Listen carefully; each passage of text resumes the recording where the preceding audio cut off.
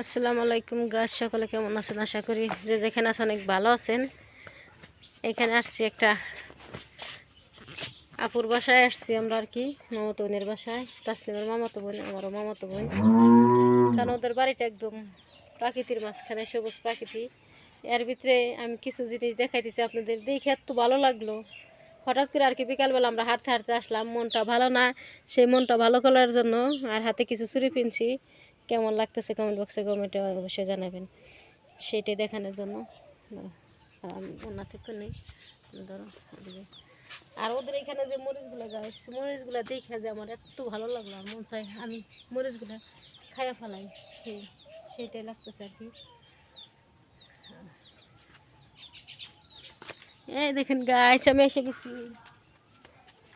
এই যে দেখাও, এই দেখেন গাছ, এইখানে কতগুলা মরিচ।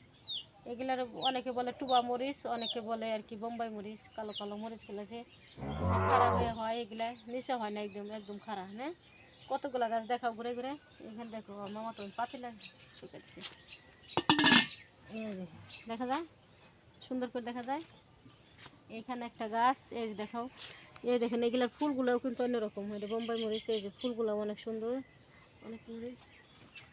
আর এই পাশেও দেখেন গাছ, ওইখানে দাঁড়াই দেখো, ওই পাশে চারটে গাছ দেখা যায়, দেখা যায়। হুম, দেখা যায়, আমারও দেখা যায়। দেখেন গাছ এত সুন্দর, বলার বাইরে। আর এই মরিচ যদি একটা খাইতে পারেন, একদম জাল, মুখে রুচি হবে।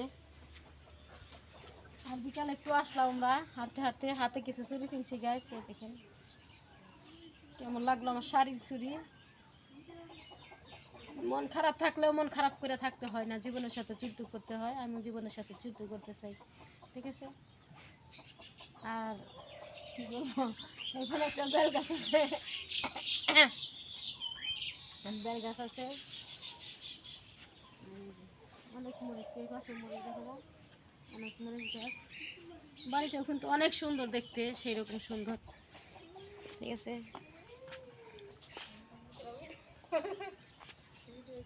ওই তো যান, ভিডিও করতেছি, মরিচ গাছ দেখে ভিডিও করতেছি গাছ। এই দেখেন অনেক ভালো লাগলো, সেইটাই কমেন্ট বক্সে কমেন্ট করে জানাবেন আমার মামাতো বোনের বাড়ির মরিচ কেমন লাগলো।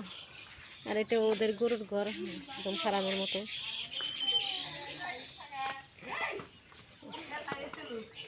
মরিচ গাছ একটু ভিডিও করলাম, একটু ভালো লাগতেছে তাই। এই পাশে আছে গরুর ঘর, গরু আর কি।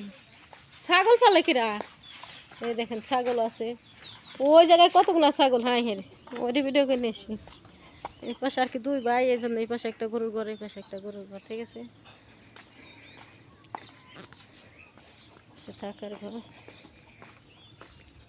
এই দেখেন গাছ, এখানে 6টা ছাগল আছে, এই ফার্মের মতো, দেখতে পাচ্ছেন, অনেক সুন্দর। পাশে রান্নাঘর, এটা থাকার ঘর, ওই পাশে একটা থাকার ঘর। আকলিমার আমি বিকালে হাঁটতে হাঁটতে আসছি। আর এখানে দেখেন বিশাল আকারের ডালিম গাছ, অনেক সুন্দর সুন্দর ডালিম গাছে, অনেক ভালো লাগতেছে দেখে। সেটা আপনাদের সাথে শেয়ার করলাম আর কি।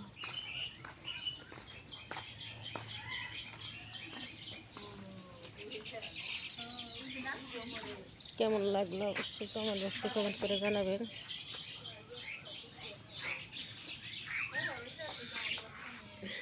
যেখানে মাঝখান দিয়ে রাস্তা, দুই সাইডে দুই ভাই, এইখান দিয়ে আমরা চলে যাব।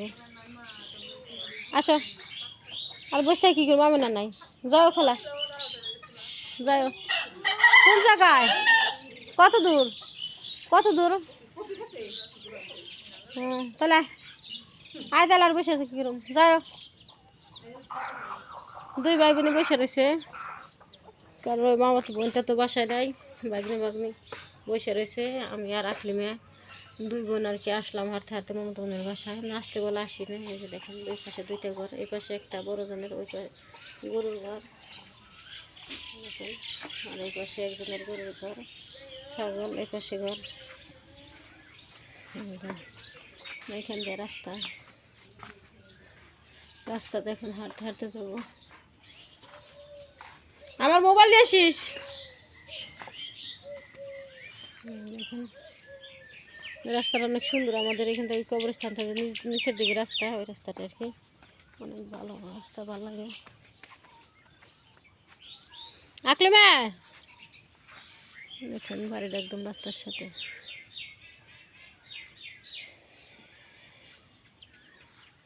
এগুলা কি জানেন গাছ, আমাদের এদিকে যে উস্তে লাগায়, অনেক উস্তার যে এই যে গত বছরে যে উস্তার জাংলা দিছিল, ওই যে দেখাইছে আপনাদের ভিডিওতে আব্বাস ভাই, এটা কিন্তু আব্বাস ভাইয়ের বাড়ি। এটা মনে করেন উস্তা এইগুলা রাইখে দেয় সবগুলা, আবার এই বছর যখন উস্তা লাগাইবো তখন এই খুঁটা দিয়েই মনে করেন জাংলা দেওয়া হবে, সেই জন্য আর কি এইগুলা ধরো তুমি।